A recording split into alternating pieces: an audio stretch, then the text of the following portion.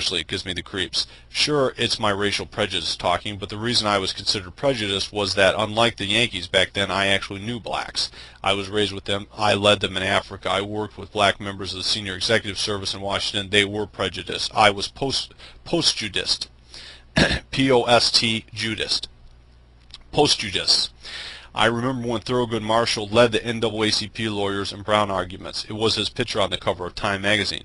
It was Marshall, not any of the legal team that did the thinking in the Brown case, who was appointed to the Supreme Court. Woodward's book on the Supreme Court described Justice Marshall, as one reviewer put it, as a stereotypical lazy Negro. You know how everyone says that when you retire they are going to write a book or pursue a hobby they didn't have time for before. Well, a reporter was astonished when he asked Marshall what he was going to do when he retired, and Marshall replied, "I'm going to sit on my ass." That was the one remark Marshall made that was original with him, and I liked it.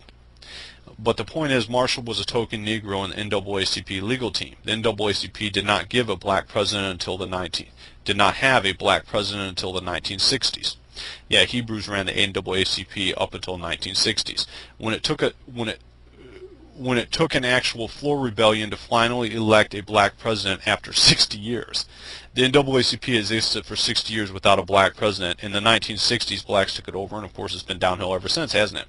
And this is the last line. Blacks are excellent at repeating lines, but the idea that Marshall or Obama ever said anything for themselves is absurd. When I hear people seriously attacking Obama, personally, it gives me a creepy feeling. They're exactly like the old bill above. They need help. In other words, you're attacking a puppet. Most of you realize he's a puppet for someone. He's not going to be owned in the end by who you think he's owned by. But it's a funny thing. In fact, I'll tell you one thing about Obama. Let me read you his exact quotes. He went to Africa, and a lot of Africans in Africa now hate him. But let me read this to you.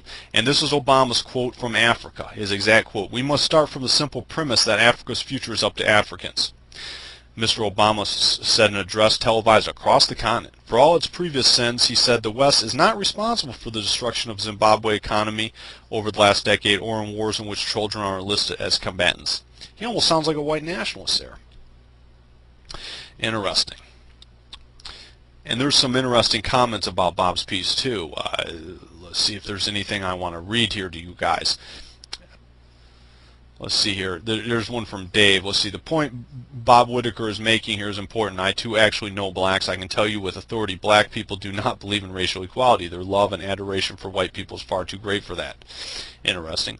Racial equality, the notion that white people and non-white people are equal, is exclusively a confusion of white minds. White people being a very disoriented race. My black friends and myself are in a great agreement. White people are magnificent, but they are also plain crazy. I agree with that. Tim says, on any given day, I'm surrounded by people who think this president has any power. I remember when the White House was working on GM's deal to get out of bankruptcy, to go into bankruptcy. Obama had given some speech about GM in the future. I do not know what happened after the speech behind the scenes, but I do remember that Bloomberg News report shortly thereafter said that the Germans had demanded Hillary Clinton be involved directly and handle things in regard to GM. Anyone that thinks Obama has any real power is nuts. He's a prop.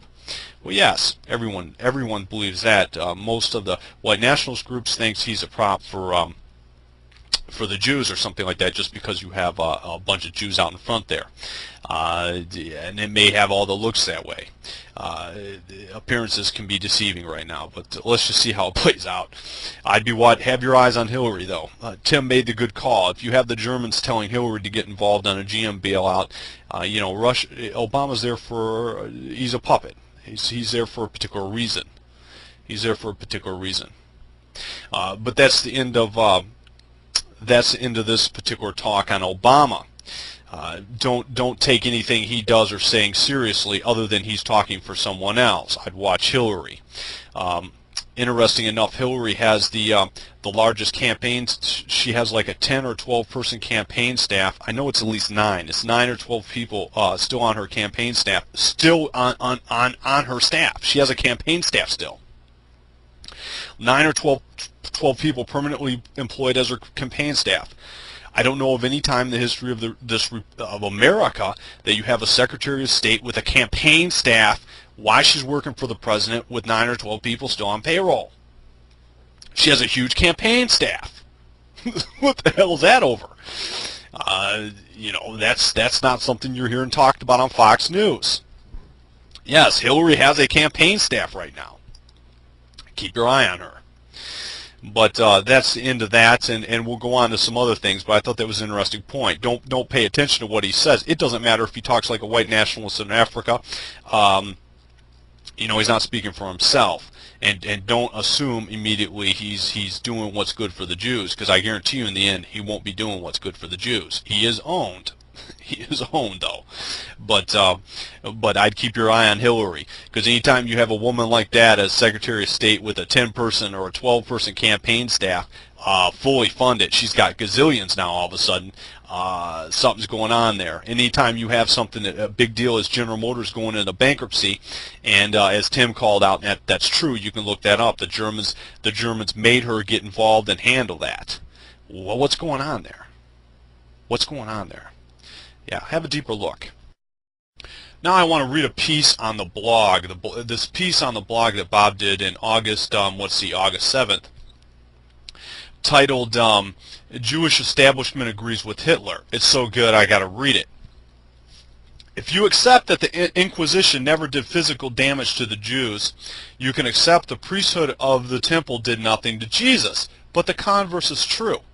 If you overlook the responsibility of the Inquisition that crucified Jesus, you must hold the Inquisition guiltless. One could say that both the Inquisition and the crucifixion were terrible mistakes in the millennia-long history of Jews and the Church of Rome. They cannot be blamed on modern Catholics or Jews. But there's a huge difference here. The Catholic Church has admitted it did wrong. The Pope has gone to Israel and groveled at the Jews' feet for the Inquisition. He has rolled and puked and peed in his robes over the evil the Church did to the Jews. In other words, the Church admits it was wrong and separates modern Catholics from the errors of their predecessors. The only problem is that, like other white Gentiles, the Church keeps on groveling to a sickening extent. Jewish reaction to Mel Gibson's perfectly accurate portrayal of the crucifixion was the exact opposite. The Jews said that if the temple priesthood back then did an evil thing, then that evil is still part of Judaism. This is odd, but that is the logic. If you insist that admitting a 2,000-year-old error by Jews is anti-Semitic, you are agreeing with the anti-Semites. By the same token, Jews who insist that any attempt to save the white race is Nazi are agreeing with Hitler. They are saying that Jews and Aryans cannot survive in the same world. I'm going to read that last one to you again. By the same token, Jews who if you insist that admitting a 2,000-year-old error by Jews is anti-Semitic, you are agreeing with the anti-Semites. By the same token, Jews who insist that any attempt to save the white race is Nazi are agreeing with Hitler. They are saying that Jews and Aryans cannot survive in the same world. Every once in a while, Bob writes something like this, and it's perfect. It's perfect logic. It'll hit you right between the eyes, and that's one of the reasons this is one of the only type of racialist blogs I read, because it is the best one out there. It's the only one that cuts through wordism. And yeah, it's heavy-duty stuff. He wrote it on August 7th. You can look it up. It's great stuff. It's classic Bob. It says it all. But let's read some of the comments. Sherry writes, "Not living in the same world is where I think it's going. Will be best for all. Here's some of the interesting stuff on the Inquisition." Dave, who usually writes some pretty interesting comments, in the real world, the opinions of the Jewish establishment don't count. They take great care to get their say, proving to themselves that the mirages they so ardently believe in are real. And round they go, mistaking the resentments that comprise their identity for knowledge of what it means to be free. Brilliant comment. Back Bay Grouch. About 40 years back, I remember watching a Jewish comic named George Jessel. He billed himself as a Toastmaster General and made a lot doing event appearances on the late night show. He was annoyed at another Jewish guest who was ranting about the evil Nazis and how they thought they were superior and all that. He shut the pest up by saying that the Aryan master race theory was simply an update of God's chosen people fantasy. He silenced the audience too by adding, "That was one nasty chicken that came home to roost." His network appearances fell off after that incident. They never seemed to appreciate that ideals have logical progressions, though Jessel did. Actually, he was cut above